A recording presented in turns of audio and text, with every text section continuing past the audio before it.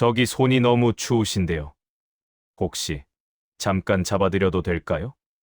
낯선 남자의 목소리가 그렇게 어둠이 내려앉은 버스 안에서 조용히 울렸습니다. 나는 그 말을 들은 순간 마치 심장이 몇 초간 멈춰버린 것처럼 굳어버렸어요. 밖은 이미 밤이 깊어 산길은 칠흑 같았고 버스 내부는 은은한 오렌지색 조명이 드문드문 깜빡이는 정도. 어디에 기대고 있던 사람의 얼굴인지 어떤 표정으로 나를 바라보고 있는지조차 보이지 않았습니다. 하지만 그 남자의 숨결만큼은 생각보다 가까웠습니다. 너무 가까워서 이게 현실인지 꿈인지 구별하기조차 어려웠습니다. 나는 무릎 위에 올려둔 양손을 꼭 쥔 채 움직이지 못했습니다. 내가 마지막으로 누군가에게 이렇게 가까이서 말을 들은 게 언제였던가. 남편을 떠나보낸 지 4년. 그 뒤로 누군가가 내 손에 온기를 내어준 적은 단 한 번도 없었습니다. 아, 죄송합니다. 혹시 불편하셨다면. 그가 말을 서둘러 거두려는 순간 버스가 세차게 흔들렸습니다. 나는 균형을 잃고 몸이 약간 옆으로 기울었고 그 방향엔 그 남자가 있었습니다. 그 순간 그의 손등이 내 팔에 아주 살며시 스쳤습니다. 너무 짧아서 분명 실수였을 텐데 이상하게도 내 온몸이 움찔했습니다. 그리고 이런 감정이 들었습니다. 아, 나 아직도 누군가의 체온을 기억하고 있었구나. 괜찮으세요? 그가 조심스레 물었어요. 나는 대답 대신 가볍게 고개만 끄덕였습니다. 혹시? 그가 한 번 더 입을 열었습니다. 무서우시면 제가 그냥 옆에 가만히 있겠습니다. 말은 안 할게요. 그 말이 참 이상하게 들렸습니다. 말을 안 하겠다는 말이 오히려 따뜻한 위로처럼 느껴졌습니다. 나는 조용히 숨을 들이켰습니다. 괜찮아요. 어렵게 그렇게 대답했습니다. 다행입니다. 그 남자의 목소리가 들린 순간 흔들리는 버스 안은 마치 둘만 있는 공간처럼 느껴졌어요. 나는 오늘 억지로 묻지마 관광버스에 탔습니다.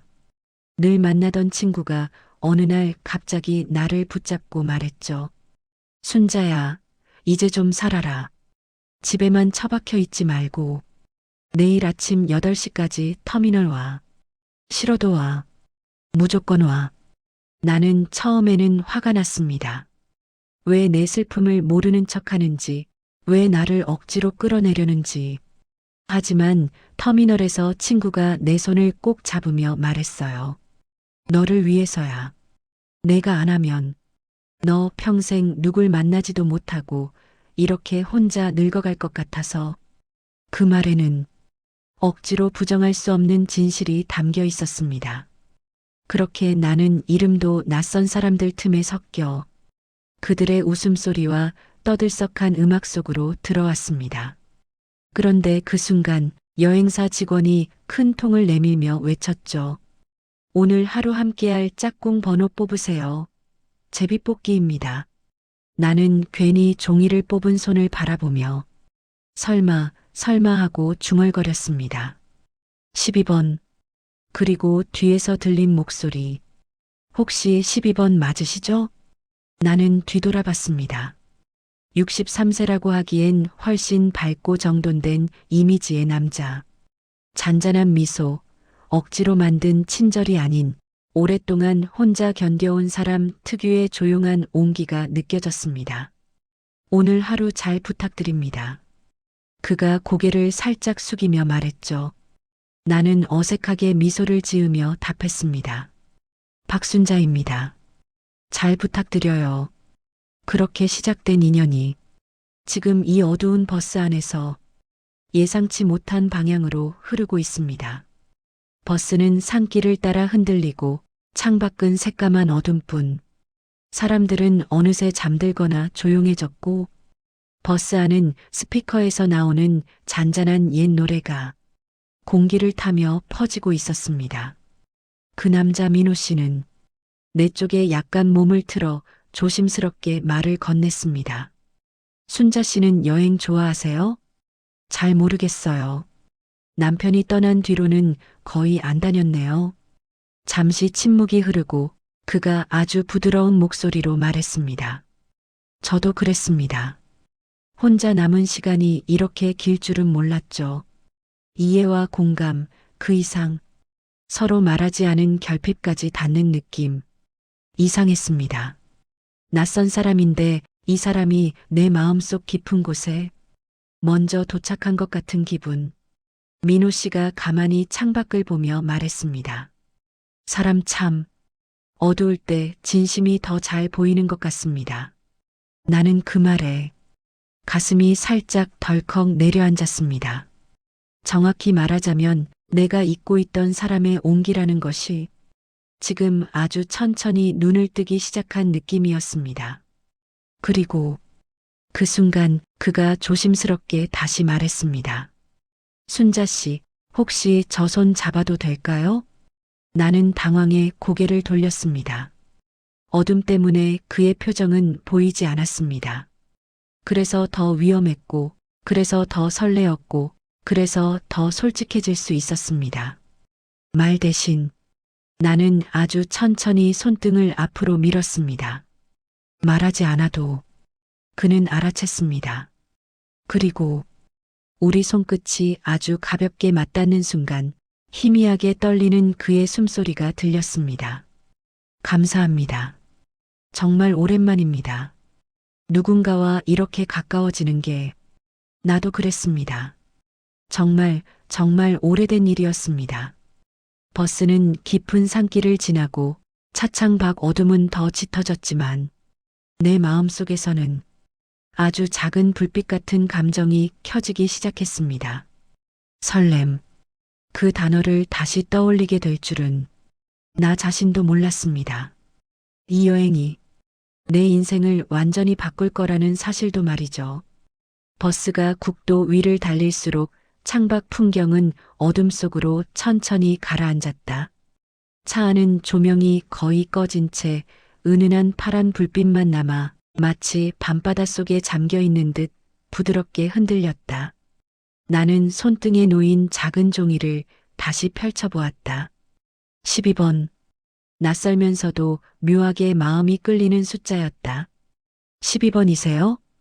어둠 속에서 부드러운 남성의 목소리가 들렸다. 나는 고개를 돌리며 작은 미소를 지었다. 네. 아까 제비뽑기 할 때 옆에 계셨던 분 맞죠? 그는 느리게 고개를 끄덕였다. 정민호라는 이름, 63세라는 나이, 그리고 따뜻한 눈매가 첫인상보다 더 선명하게 떠올랐다. 같은 번호 나왔다고 너무 놀라지 않으셨어요? 그가 장난스럽게 묻자 나도 모르게 웃음이 나왔다. 조금이요. 이렇게 아무렇게나 짝을 뽑는 여행은 처음이라 뭔가 불안하기도 하고 뭐랄까 설레기도 하고요. 설렜어요? 그의 목소리는 놀리는 듯 했지만 따뜻했던 탓에 불쾌하지 않았다. 나는 잠시 망설였다가 솔직하게 말했다. 네. 나이가 들었다고 설렘이 사라지는 건 아니잖아요. 그 순간 버스 안이 훅 조용해졌다. 다들 조용히 음악을 듣거나 졸고 있었고 대부분의 얼굴은 어둠 속에 반쯤 묻혀 있었다. 그는 조심스럽게 등받이에 몸을 기대면서 말했다. 저도요. 사실 오랜만에 누군가와 말 섞는 것 자체가 좋습니다. 나는 그 말을 듣고 괜히 심장이 따뜻해졌다. 한참을 지나도 대화를 이어가는 것이 어색하지 않았다. 우리는 이름부터 시작해 사는 곳, 좋아하는 음식, 젊을 적 취미까지 하나씩 꺼내놓으며 자연스럽게 가까워지고 있었다. 창밖으로 스치는 가로등 빛이 잠시 그의 얼굴 윤곽을 비출 때마다 나는 생각보다 더 온화한 얼굴을 발견하고 놀랐다. 아내를 잃은 지 4년 동안 나는 이렇게 한 사람의 표정을 자세히 바라본 적이 없었다. 박순자 씨는 어떤 분이세요? 그가 물었다. 나는 창밖 어둠을 바라보며 조심스럽게 대답했다. 남편 잃고 혼자 지낸 지 꽤 됐어요. 아무도 원망하진 않지만 늘 혼자였던 것 같아요. 웃을 일이 별로 없었고요. 민호 씨는 고개를 천천히 끄덕이며 말없이 듣고만 있었다. 그의 침묵은 차갑지 않았다. 오히려 내 말이 가볍게 흩어지지 않도록 살며시 받쳐주는 느낌이었다. 저도 비슷합니다. 그가 잠시 숨을 고르고 말했다. 혼자 지내다 보면 사람이 점점 작은 껍데기 안으로 숨어버리는 것 같아요. 그런데 오늘은 그 껍데기에서 조금 나온 느낌이네요. 그 말에 나는 눈길을 돌렸다. 어둠 속에서도 그의 눈이 조금 반짝이는 것이 보였다. 저 때문에요? 내가 조심스레 묻자 그는 부드럽게 웃었다. 네. 12번 덕분이겠죠. 버스가 잠시 흔들리며 커브를 돌자 우리의 팔이 살짝 닿았다. 정말 스친 정도였지만 그 짧은 접촉이 마치 오래된 폐가에 햇살이 들어오듯 서늘한 심장 한구석을 가만히 데워갔다. 웃음소리 대신 숨소리가 들리는 밤 공기 안에서 우리는 아주 천천히 서로에게 스며들고 있었다. 혹시 그가 조심스럽게 말을 꺼냈다. 이번 여행 그냥 단순한 관광으로 끝나면 조금 아쉬울 수도 있겠네요. 나는 괜히 창밖을 바라보며 입가를 가렸다. 저도요. 저도요라는 말 한마디는 내가 꺼내놓지 못했던 속마음을 어둠 속에서 조용히 꺼내 보여주는 일종의 용기였다. 그는 창밖으로 손가락을 가리켰다. 멀리 산 위쪽으로 흐릿한 별빛이 보였다. 저기 보세요. 어릴 때 보던 별빛 같죠? 나는 몸을 조금 그쪽으로 기울이며 말했다. 이렇게 가까이서 별을 보는 건 정말 오랜만이네요. 혼자였을 때보다 같이 보니 더 좋죠?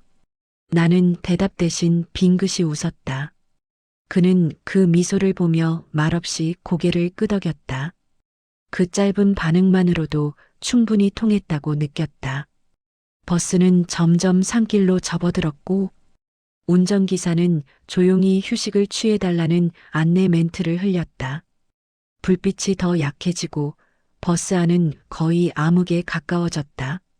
승객 대부분이 잠든 시간, 우리 둘은 오히려 가장 또렷하게 깨어 있었다. 순자 씨, 그가 조용히 내 이름을 불렀다. 어둠 속에서 누군가가 내 이름을 불러주는 것이 왜 이렇게 따뜻하게 느껴지는지 모르겠다. 우리 내일도 같이 얘기해요. 그가 말했다. 네. 그러죠. 그 말은 약속 같았다. 아무도 모르게 아주 자연스럽게 서로에게 건네는 작은 다짐. 버스는 깊은 산속으로 그리고 우리는 조금 더 서로의 마음속으로 천천히 들어가고 있었다. 버스가 마지막 커브를 돌았을 때 창밖에는 갑작스럽게 하얀 조명이 펼쳐졌다. 펜션 앞마당을 비추는 가로등이었다. 어둠 속을 달리던 버스는 마치 한숨을 길게 내쉬듯 천천히 정차했고 기사님이 도착했습니다라고 외치자마자 차 안에 조용한 긴장감이 풀렸다. 옆에서 민호 씨도 천천히 일어났다. 그가 내린 가방을 조심스럽게 들고 내 쪽으로 내밀었다. 순자 씨, 짐 들기 힘들어요. 제가 들어드릴게요. 아니에요. 제 것도 가벼워요. 제가 들고 싶어서 그래요. 그 말투가 참 묘했다. 억지나 과함이 없고 부담도 없고 그렇다고 너무 가볍지도 않았다.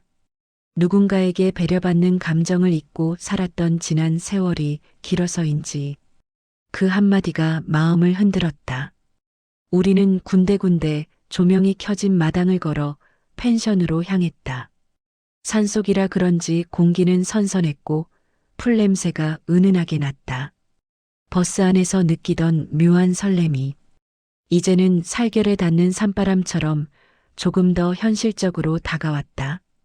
펜션 로비에 들어서면 따뜻한 조명 아래 테이블이 놓여 있고 직원들이 웃으며 방 배정을 해주고 있었다. 12번 커플은 여기입니다. 커플. 그 단어가 어쩐지 낯설게 가슴을 건드렸다. 우리 둘 다 순간 미묘하게 웃으며 눈을 마주쳤다. 커플이라네요. 그가 작은 목소리로 농담처럼 말하자, 그러게요. 시작부터 이렇게 불리네요. 나도 모르게 말끝이 살짝 들렸다. 나쁘지 않죠? 그가 조심스럽게 묻자, 네, 나쁘지 않네요. 나는 고개를 끄덕였다. 방 앞에 도착하자 직원이 말했다. 옆방도 제비뽑기 짝들이에요. 혹시 필요하신 거 있으면 로비로 연락 주세요. 직원이 사라지자 복도엔 우리 둘만 남았다. 민호 씨는 방 번호를 확인하더니 말했다. 먼저 들어가세요.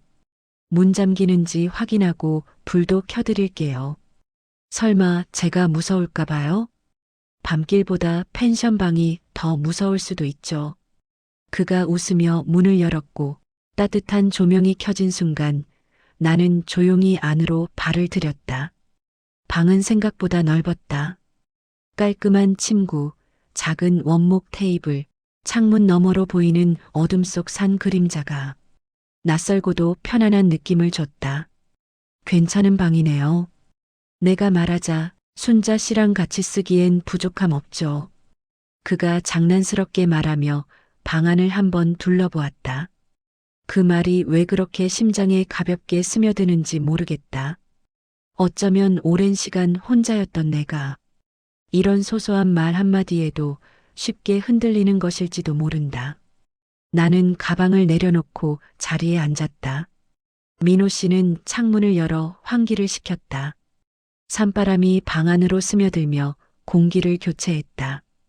공기 좋죠? 그가 묻자 나는 고개를 끄덕였다. 네. 버스 안에서 계속 이야기하다 보니 마음이 좀 따뜻해졌나 봐요. 내 말에 그는 잠시 멈춰섰다. 창문을 닫으려던 손을 내리고 내 쪽으로 천천히 돌아섰다. 저도 그래요. 그 한마디는 아무 장식 없이 정직한 기분이었다. 우리는 함께 로비로 내려와 단체 저녁 식사를 했다. 여행객들은 술잔을 기울이며 금세 친해졌고 테이블마다 웃음소리가 터져나왔다. 나는 민호 씨와 같은 테이블에 앉았는데 술을 한 잔도 마시지 않았는데도 얼굴이 괜히 뜨거워지는 느낌이 들었다. 순자 씨, 혹시 회 좋아해요? 그가 내 앞 접시에 회를 올려주며 물었다. 네, 좋아해요. 민호 씨는요? 저도 좋아하죠. 누군가 앞에서 맛있게 먹는 거, 그거 보는 것도 좋아합니다. 나는 젓가락을 들다가 멈췄다. 그 말이 너무 부드럽고 너무 자연스럽게 마음속 깊은 곳을 건드렸다. 그런 말 자주 하세요? 내가 장난스럽게 물었다. 아니요. 잘 안 해요. 그는 고개를 저었다. 근데 오늘은 자연스럽게 나오네요. 왜요? 그는 대답하지 않았다. 다만 조용한 미소만 지었다. 그 미소가 이유를 대신하는 것 같았다. 식사 후 다른 사람들은 노래방 기계 앞에서 춤을 추기 시작했다. 술 기운이 오른 몇몇은 마이크를 들고 열창했다. 하지만 우리는 시끌벅적한 분위기에서 자연스럽게 빠져나왔다. 잠깐 밖에 걸을래요? 그가 조심스레 묻자 나는 고개를 끄덕였다. 펜션 뒤뜰로 나오자 달빛이 산 위에서 은은하게 흐르고 있었다. 별도 희미하게 내려앉아 있었다. 밤바람이 살짝 차가워지자 그가 재킷을 벗어 내 어깨에 걸쳐줬다. 이러다 감기 걸려요. 나는 재킷을 잡고 말했다. 그러다 민호 씨가 추운 거 아니에요? 전 괜찮아요. 대신 순자 씨는 따뜻했으면 좋겠어요. 이 사람은 말투가 참 공기처럼 자연스럽다. 과하지 않은데 깊어진다. 우리는 천천히 산길을 따라 펜션 옆 정원 쪽으로 걸었다.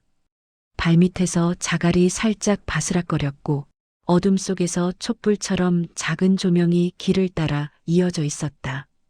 순자 씨, 그가 걸음을 멈추며 나를 바라봤다. 오늘 참 오랜만에 마음이 편했어요. 나는 그 말의 무게를 알 것 같았다. 내가 그동안 얼마나 무거운 하루들을 살아왔는지도 스스로 잘 알고 있었다. 저도 그래요. 사람이 이렇게 빨리 마음을 열 수도 있다는 걸 처음 느껴요. 그는 미묘하게 눈꼬리를 내리며 부드러운 미소를 지었다. 우리 오늘 만난 사이 맞죠? 그가 조심스럽게 물었다. 그렇죠. 오늘이죠. 나는 작게 웃었다. 근데 왜 이렇게 오래 알고 지낸 것 같을까요? 나는 대답을 하지 않았다. 말 대신 내 마음이 조용히 흔들리고 있다는 걸 스스로 느낄 수 있었기 때문이다. 정원 끝에 벤치에 도착하자 그는 먼저 앉았다. 나는 약간의 간격을 두고 그의 옆에 앉았다. 하지만 벤치는 생각보다 좁았다. 우리가 앉자마자 서로의 팔이 가볍게 닿았다. 아, 나는 조금 몸을 움직이려 했지만 괜찮아요. 그대로 있어요. 그가 낮은 목소리로 말했다. 그 목소리는 밤 공기보다 더 따뜻하게 느껴졌다. 잠시 침묵이 흘렀다. 말이 없어도 전혀 어색하지 않았다. 바람 소리, 풀잎 흔들리는 소리, 그리고 가슴 속에서 나는 소리가 조용히 어울렸다. 순자 씨, 그가 부드럽게 내 이름을 다시 부르며 시선을 돌렸다. 나는 고개를 들어 그의 얼굴을 바라보았다.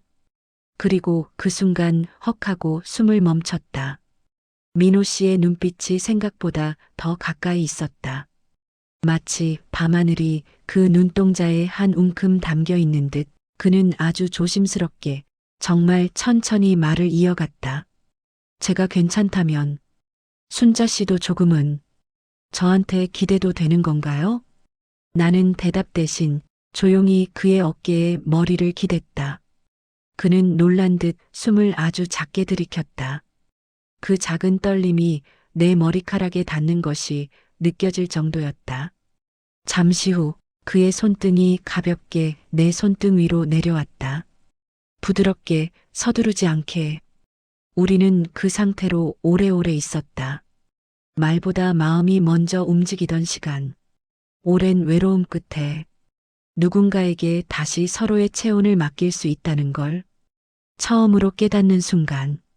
그날 밤 우리는 아무 고백도 하지 않았다. 어떤 약속도 하지 않았다. 하지만 서로 묵묵히 느끼고 있었다. 내일 아침 눈을 뜨면 우리는 어쩌면 조금 더 가까워져 있을 거라는 것을. 창문 틈 사이로 새벽빛이 조금씩 스며들었다. 밤새 산속 공기를 머금은 펜션의 방은 포근하고도 차분했으며 달아올랐던 마음들이 잠시 고요 속에 가라앉는 듯했다. 나는 눈을 뜨며 천장을 바라보았다. 어젯밤의 일들이 꿈처럼 아득하게 느껴졌지만 가슴 한가운데에 남아있는 따뜻한 잔열이 그것이 현실임을 말없이 알려주고 있었다. 내가 누군가 어깨에 기대 잠든 게 도대체 얼마만이었지. 잠시 눈을 감아 어젯밤을 떠올렸다. 정원 벤치에 앉아 서로 팔을 스치던 순간 말없이 손등을 포개던 감촉, 그리고 그의 어깨에 살짝 기대었을 때 들리던 조용한 숨결. 그 모든 것이 정적 속에서도 살아 움직이듯 또렷했다. 나는 자리에서 천천히 일어나 창문을 열었다. 상쾌한 산바람이 한껏 몰아쳤다. 아침 햇살이 가지 끝에 맺혀 반짝이는 그 모습이 마치 새로운 인생의 첫 장을 펼치는 것처럼 보였다. 그때 문 밖에서 노크 소리가 들렸다. 순자 씨 깨어 있으세요? 그 목소리, 평소보다 약간 조심스럽고 어젯밤보다 조금 더 부드러운 톤. 나는 문을 열었다. 문 앞에 선 민호 씨는 평소와 다르게 살짝 긴장한 표정이었다. 두 손에는 따뜻한 커피 두 잔이 들려 있었다. 혹시 일어나셨을까 해서요. 커피 좋아하신다고 하셨죠? 나는 미소를 지으며 커피를 받았다. 아침부터 챙겨주시네요. 저도 오늘은 누군가랑 같이 마시고 싶어서요. 그가 살짝 눈을 내리깔며 멋쩍은 웃음을 지었다. 우리는 커피를 들고 펜션 앞 데크로 나왔다. 아침 햇살이 순하게 내려앉은 풍경 속에서 두 사람의 그림자가 조금씩 길게 늘어졌다. 어젯밤 내가 조심스럽게 말을 꺼내자 그는 커피잔을 내려놓고 나를 바라보았다. 너무 갑작스럽진 않았나요? 그의 질문은 배려였고 걱정이었고 책임감이었다. 나는 고개를 저었다. 아니요. 갑작스러웠지만 싫지 않았어요. 오히려 어제 같은 밤이 제게도 필요했어요.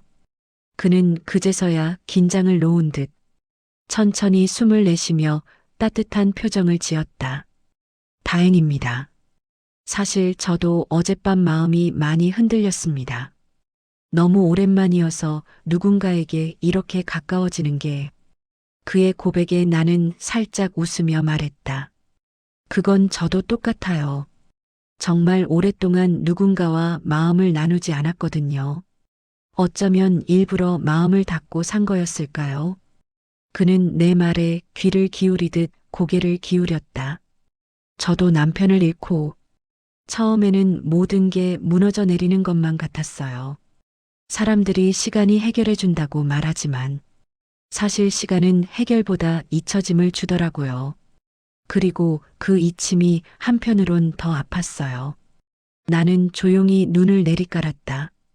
그는 한참을 듣고 있다가 말했다. 슬프네요. 그런데 순자 씨. 네. 어젠 오랜만에 웃으셨잖아요. 나는 그 말에 얼굴이 조금 뜨거워졌다. 그걸 기억하세요? 당연하죠. 저는 어젯밤 그 미소가 너무 좋았습니다. 그가 그렇게 말할 줄은 몰랐다. 말 한마디 한마디가 가슴에 물결처럼 번져갔다. 우리는 함께 조식을 먹으러 이동했다. 식당으로 들어서는 순간 다른 여행객들이 우리를 슬쩍 바라보는 게 느껴졌다.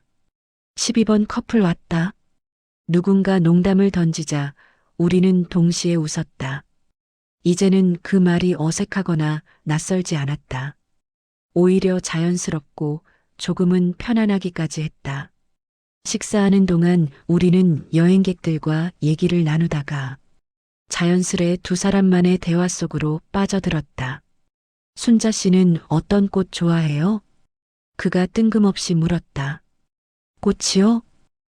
예전엔 장미 좋아했는데 요즘은 그냥 들꽃처럼 소박한 게 더 예뻐 보이더라고요. 역시 그러실 줄 알았습니다. 왜요? 내가 웃으며 묻자 그는 진지하게 말했다. 순자 씨가 그런 느낌이에요. 화려함보다 은근한 아름다움이 더 잘 어울리는 사람. 그 말에 나는 젓가락을 멈추고 그의 얼굴을 잠시 바라보았다. 이 사람, 왜 이렇게 마음속 깊이 들어오는 말을 하지? 사람 마음은 참 묘하다. 오랫동안 닫혀있던 문도 너무 부드러운 손길 앞에서는 스스로 살며시 열리기도 한다. 식사를 마친 뒤 우리는 잠시 펜션을 둘러보았다. 아침 햇살이 펜션 주변을 포근하게 감싸고 있었고 산비둘기 울음소리가 멀리서 들려왔다. 그는 산길 입구 앞에서 걸음을 멈추고 말했다. 산책 같이 하실래요? 잠깐만이라도. 좋아요.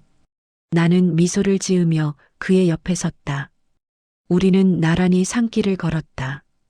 햇살이 나뭇잎 사이로 반짝이며 드리워졌고 발밑의 흙길은 부드럽게 이어졌다. 순자 씨는 그가 조심스럽게 말을 이었다. 사람들에게 어떤 분으로 기억되고 싶나요? 기억이요? 나는 걸음을 멈추고 그를 바라봤다. 네. 저는 요즘 그런 생각을 자주 하거든요. 나이 들어도 어떤 모습으로 남고 싶은지.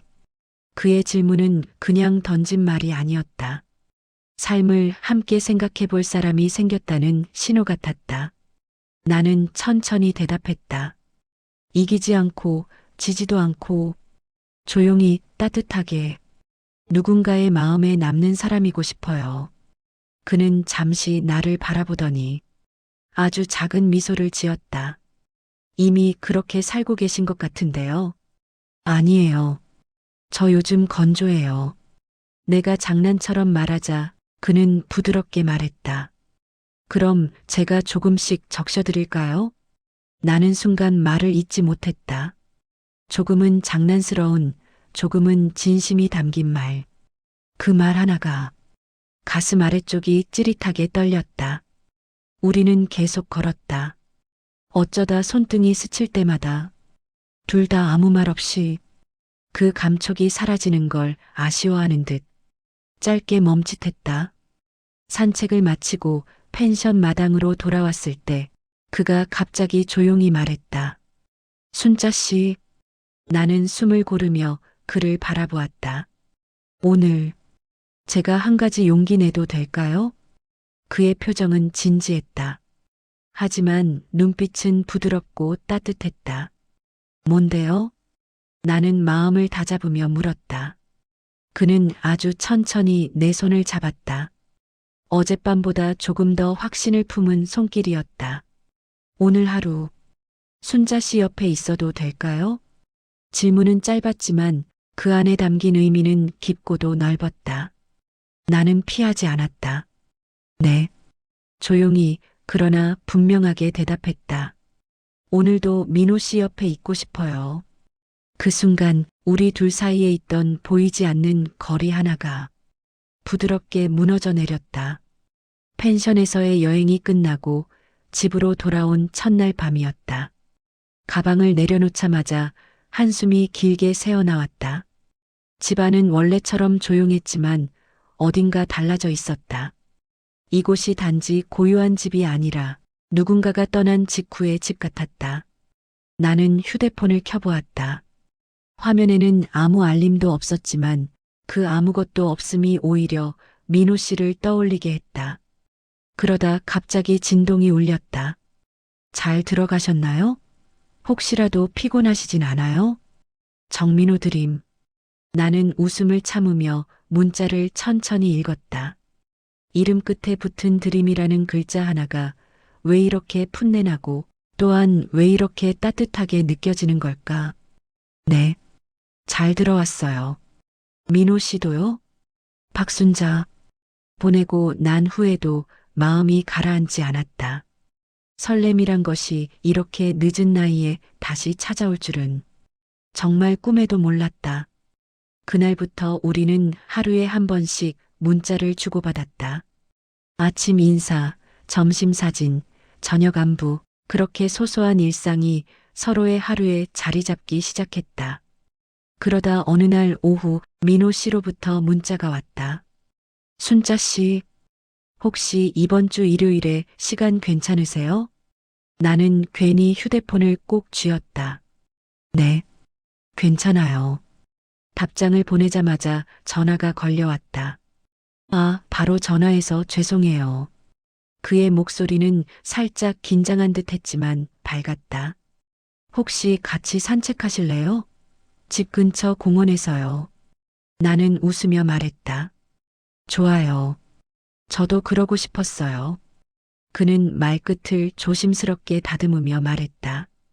그럼 일요일에 뵐게요. 일요일. 날은 맑았고 하늘은 마치 오래 기다렸다는 듯 청명했다. 공원 입구에서 그가 나를 기다리고 있었다. 베이지색 재킷에 얇은 스웨터, 단정한 스레이시 KS의 편한 운동화. 중년 남성이 이렇게 빛이 난다고 느껴지는 건 참 오랜만이었다. 오셨어요? 그가 활짝 웃으면 인사했다. 나는 조용히 끄덕이며 말했다. 네. 오랜만이네요. 그러게요. 펜션 이후로 뭐랄까, 시간이 좀 길게 느껴졌습니다. 그의 말투는 과하지 않아서 더 달콤했다. 우리는 공원을 천천히 걸었다. 벚꽃잎이 바람에 날려 두 사람의 어깨에 살며시 내려앉았다. 순자 씨, 그가 갑자기 멈춰서며 말했다. 혹시 펜션에서의 그때 후회하신 적 있으세요? 나는 그 질문에 잠시 숨을 고르고 그의 눈을 바라보았다. 없어요. 아주 단단하게 말했다. 그 시간이 좋았어요. 민호 씨 덕분에 제가 아직 살아있다고 느꼈어요. 그는 생각보다 더 감정이 깊어진 듯 한동안 아무 말도 하지 못했다. 그리고 천천히 고개를 끄덕였다. 우리의 첫 데이트는 그저 공원을 걷는 것 뿐이었지만 그 시간은 하루 전체를 환하게 밝히기엔 충분했다. 그날 이후 우리는 일주일에 한두 번 정도 만났다. 카페에서 커피를 마시고 동네 시장을 함께 돌고 가끔은 영화도 함께 봤다. 어느 날 우리는 허름한 동네 국밥집에서 저녁을 먹고 있었다. 순자 씨는 어떤 사람이 되고 싶으세요? 앞으로요. 그가 조심스레 물었다. 나는 숟가락을 내려놓고 대답했다. 더 많이 웃는 사람요. 그리고 누군가에게 든든한 사람이 되고 싶어요. 이미 그러신데요. 그는 말없이 웃으며 음식 위에 참기름을 살짝 더해 주었다. 저한테는 벌써 그런 사람입니다. 나는 얼굴이 붉어져 고개를 숙였다. 중년이 되어서도 이런 설렘을 느낄 수 있다는 사실이 괜히 눈물 나도록 고마웠다. 그렇게 우리는 조금씩 서로를 닮아갔다. 둘이 함께 산책하던 어느 저녁이었다. 순자 씨, 그의 목소리가 유난히 진지했다. 저 요즘 참 행복해요. 나는 그의 표정에서 한 남자가 진심으로 한 사람을 바라보는 눈빛을 보았다. 그는 천천히 손을 내밀었다. 혹시 괜찮으시면 손 잡아도 될까요? 나는 손등이 아주 조금 떨렸지만 그 떨림마저 민호 씨가 알아줄 것 같아 숨을 내쉬며 손을 맡겼다. 우리의 손가락이 천천히 포개지는 순간 분명히 느낄 수 있었다. 이 관계가 이제 우연한 여행의 기억이 아니라 현실 속에서 시작된 인연이라는 것을. 그날 이후 우리는 서로의 삶에 더 많이 스며들었다. 민호 씨는 출근길에 작은 카페에서 커피를 사들고 내 집 앞에 잠깐 들르곤 했다. 이거 드시고 하루 좋은 일만 생기세요. 그는 그러고는 금세 사라졌다. 나는 그 커피를 마시며 오랜만에 하루를 가볍게 시작하는 감정을 느꼈다. 또 어떤 날은 내가 직접 반찬을 만들어 그에게 건네주기도 했다. 이거 제가 좋아하는 반찬이에요. 내 말에 그는 눈이 반짝였다. 저도 이런 거 받아보는 게 참 오랜만입니다. 이렇게 우리는 서로의 빈자리를 아주 조심스럽고 아주 따뜻하게 채워갔다. 그러던 어느 저녁 민호 씨가 조심스럽게 말했다. 순자 씨, 혹시 다음 주에 시간이 괜찮으시면 같이 춘천 다녀올래요? 춘천이요? 네. 닭갈비도 먹고 산책도 하고 그냥 우리 둘만의 첫 여행이랄까요? 나는 대답하기 전에 이미 마음이 먼저 고개를 끄덕이고 있었다. 좋아요. 우리 둘이 만든 새로운 관계는 이렇게 천천히 그러나 분명하게 깊어지고 있었다. 그날 밤 집으로 돌아가는 길에 나는 창밖을 보며 생각했다. 이 사람과 함께라면 앞으로의 시간도 따뜻하겠지. 그리고 나는 알았다. 3달이라는 시간 동안 우리는 천천히 그러나 아주 깊게 서로에게 스며들고 있었다. 춘천으로 가는 기차는 느리게 움직였다. 창밖 풍경이 천천히 뒤로 밀려나는 걸 보며 나는 조용히 숨을 고르듯 창가에 머리를 기대었다. 이따금 지나가는 나무 사이로 햇빛이 스며들어 차 안이 따뜻하게 흔들렸다. 기차 타본 거 오래되셨죠? 민호 씨가 내 표정을 살피며 물었다. 그러네요. 남편이 살아있을 때는 자주 탔어요. 여행도 많이 다녔고요. 그는 고개를 끄덕이며 그 말 속에 숨겨진 향수를 조심스럽게 받아주었다. 그 남편분 참 좋은 분이셨나 봐요. 나는 조용히 미소 지었다. 네, 좋았어요. 그렇다고 지금 제 삶이 끝난 건 아니잖아요. 그 말에 민호 씨는 마치 오래 눌러놓았던 숨을 터뜨리는 듯 부드럽게 웃었다. 그 말 참 좋습니다. 끝이 아니라고 말해주셔서 나는 그의 말이 단순한 답이 아니라 어쩌면 그의 마음 깊은 곳에서 오랫동안 들려주고 싶었던 진심이었음을 느꼈다. 기차는 춘천역에 도착했고 우리는 손에 작은 가방 하나씩만 들고 천천히 걸어 나왔다. 역 앞 풍경은 따뜻한 햇살과 사람들의 웃음소리로 가득 차 있었다. 먼저 닭갈비 먹으러 갈까요? 그의 제안에 나는 웃으며 고개를 끄덕였다. 식당 안은 생각보다 소박했지만 반짝이는 철판 위에서 익어가는 고기 냄새가 기분을 절로 좋게 만들었다. 민호 씨는 가위를 들고 능숙하게 고기를 뒤집었다. 그 모습이 어쩐지 집에서 요리하는 가장처럼 느껴져 가슴이 괜히 따뜻해졌다. 민호 씨, 꽤 잘하시네요. 내 말에 그는 어깨를 으쓱하며 말했다. 혼자 산 지 오래되면 못하는 요리가 없습니다. 그 말에 담긴 고독이 살짝 느껴져 나는 젓가락을 들다 말고 그를 보았다. 민호 씨도 외로웠겠어요. 그는 답 대신 조용히 웃었다. 고기를 한 점 덜어 내 접시에 올려주며 말했다. 그런 이야기 순자 씨한테는 하고 싶네요. 언젠가요? 나는 천천히 고개를 끄덕였다. 언젠가요 말고 지금 해도 괜찮아요. 그는 손을 멈췄다. 고깃집의 소란스러운 분위기 속에서도 마치 우리 둘만이 시간에서 떨어져 나온 듯 정적이 흘렀다. 저도 아내를 잃었어요. 그 한마디. 그 순간 나는 그의 손에 쥐어진 가위보다 불판 위에서 익어가던 소리보다 그의 목소리에 담긴 진심만이 또렷하게 들렸다. 민호 씨 미안해요. 나는 젓가락을 내려놓고 조용히 말했다. 괜찮아요. 그는 부드럽게 고개를 저었다. 이젠 이야기할 수 있을 만큼 오래됐습니다. 다만 누군가에게 이렇게 말하는 건 정말 오랜만이에요. 그 말에 나는 그의 마음이 천천히 열리고 있다는 것을 느꼈다. 그는 아내와 함께했던 30여 년을 짧게 이야기했다. 크게 웃던 순간들, 사소한 다툼들, 그리고 그녀가 떠났을 때 갑자기 빈자리가 얼마나 컸는지 그동안 누구에게도 털어놓지 못한 이야기였을 것이다. 그는 중간중간 말을 멈추며 물을 마셨지만 그 침묵조차 깊고 진실했다. 제가 순자 씨를 만난 후에 알게 됐어요. 그는 시선을 내려놓고 말했다. 제가 아직도 누군가를 마음에 담을 수 있는 사람이었구나 하고요. 나는 놀란 눈으로 그를 바라보았다. 그는 내 눈을 조심스럽게 마주하며 말을 이었다. 순자 씨를 만나고 나서 저는 다시 미래라는 걸 생각하게 됐습니다. 그 말에 내 안에서도 작고 따뜻한 무언가가 조용히 깨어나는 느낌이 들었다.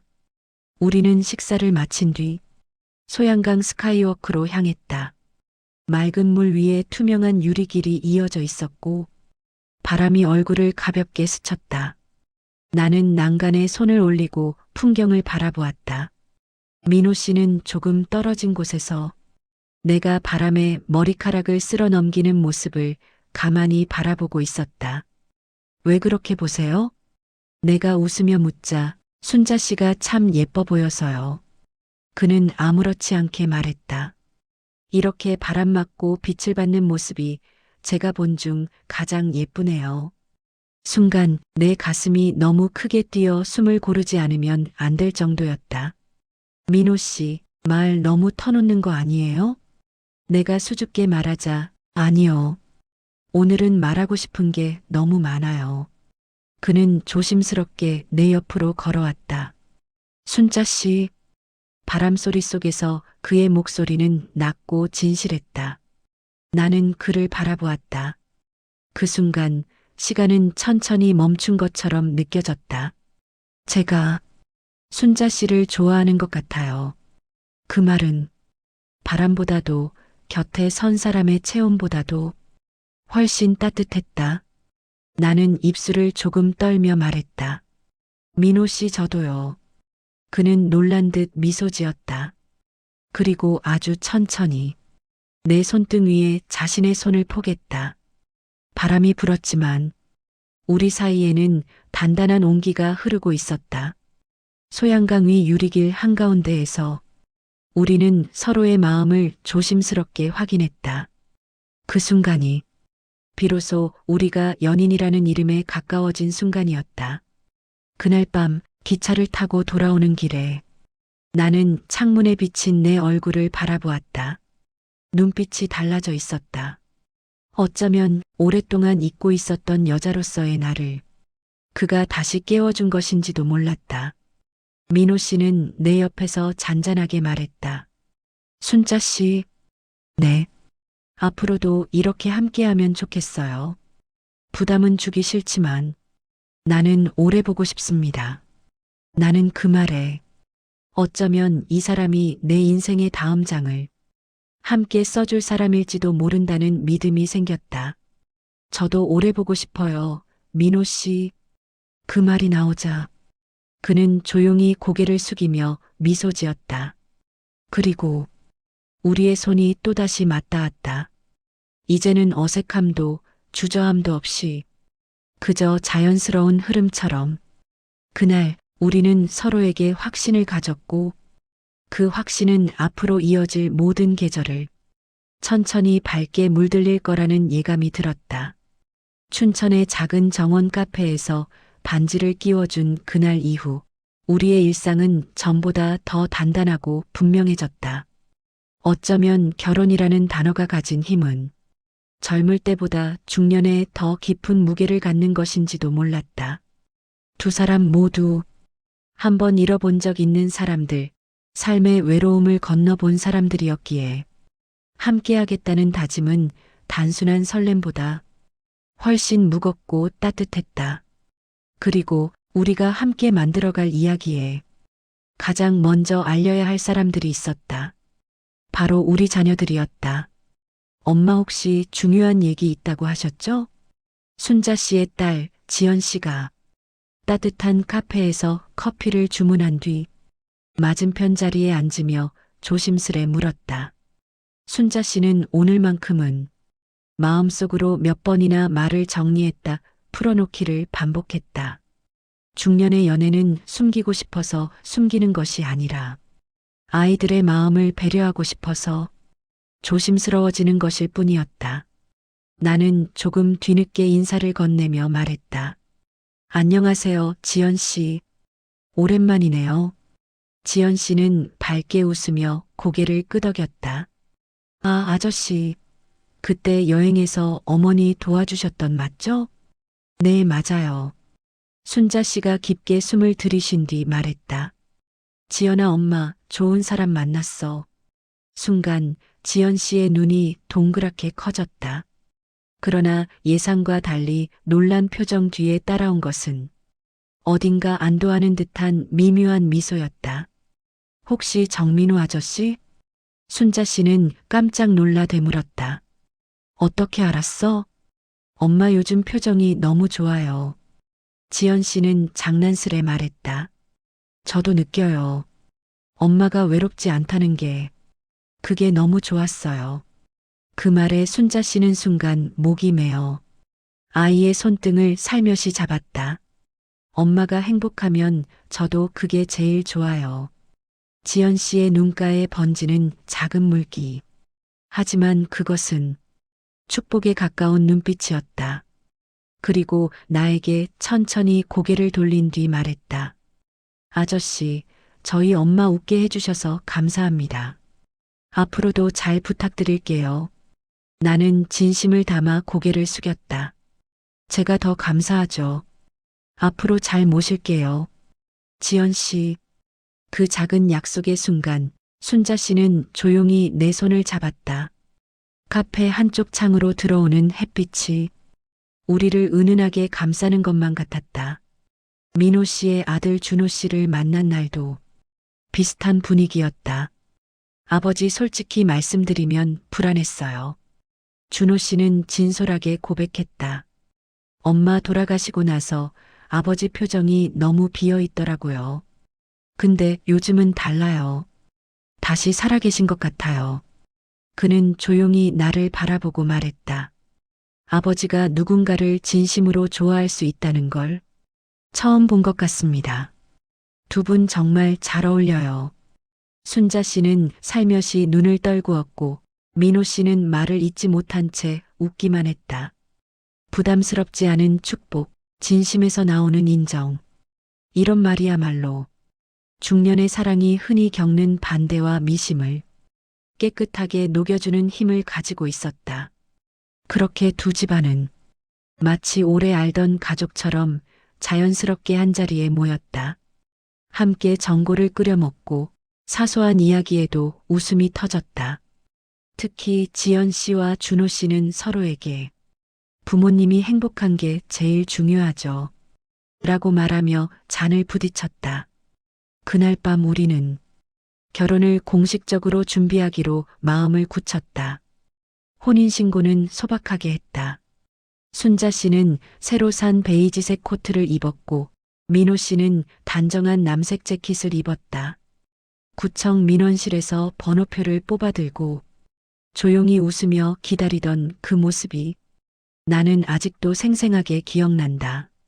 이제 진짜 부부 되는 거네요. 순자 씨가 말하자 민호 씨는 그녀의 손을 가만히 잡았다.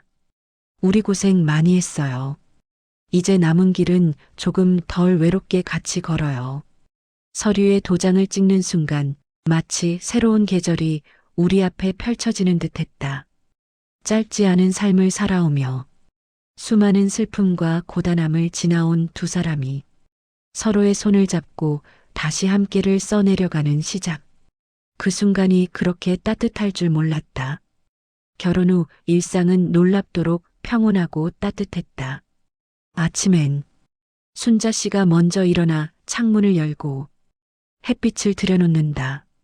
민호 씨, 커피 마실래요? 그러면 민호 씨는 부스스한 머리로 나와 부엌에서 그녀에게 품을 기울이며 말한다. 오늘은 제가 볶아볼까요? 두 사람의 조용한 웃음과 따뜻한 생활 소리들이 집안에 하나둘씩 쌓였다.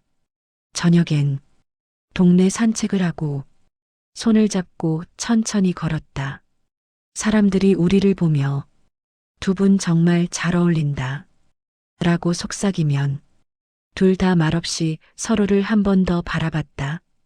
주말에는 동네 시장에서 장을 보고 집에 돌아와 찌개를 끓이며 장난을 치기도 했다. 파는 제가 썰게요. 아니요, 저 지난번에 했어요. 오늘은 순자 씨 차례예요. 아니에요, 그건 양파였죠. 그게 그거죠. 파는 파죠. 제잘거리는 말 속에서도 사랑이 익어가는 소리가 들렸다. 어느 날 밤 서로 등을 맞대고 누워 이야기했다.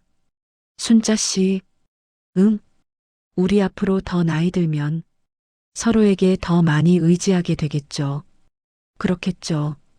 순자 씨가 웃었다. 근데 좋은 게 뭔지 알아요? 뭔데요? 이제 혼자가 아니라는 거예요. 그 말이 두 사람에게 같은 울림으로 닿았다. 원래의 삶에서 각자 잃어버렸던 온기, 그리고 다시 찾은 동반자의 의미. 그날 밤, 우리는 오래도록 손을 잡고 잠들었다.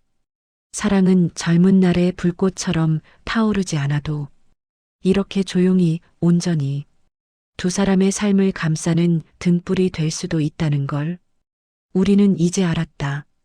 그리고 어느 봄날 민호 씨가 갑자기 내 손을 잡고 말했다. 순자 씨, 오늘 산책 갈래요? 집 앞에 작은 벚꽃길을 걸으며 그는 조용히 말했다. 우리 참 멀리 돌아왔네요. 나는 미소 지었다. 그러게요. 근데 돌아온 길 치고는 꽤 예쁘네요. 예쁘죠? 그는 갑자기 걸음을 멈추고 내 손을 살며시 들어 올렸다. 이 길이 어디로 이어질지는 모르지만 같이 걸으면 뭐든 괜찮아요. 나는 그의 어깨에 기대었다. 응, 우리 같이 가요. 눈부시게 흩날리는 벚꽃 아래서 두 사람은 또 하나의 계절을 함께 맞이했다. 이제 우리의 사랑은 누구보다 단단했고, 누구보다 밝았고, 누구보다 스스로 선택한 길이었다. 그리고 그 길은 지금도 천천히 아름답게 두 사람의 발끝 아래에서 계속 이어지고 있다.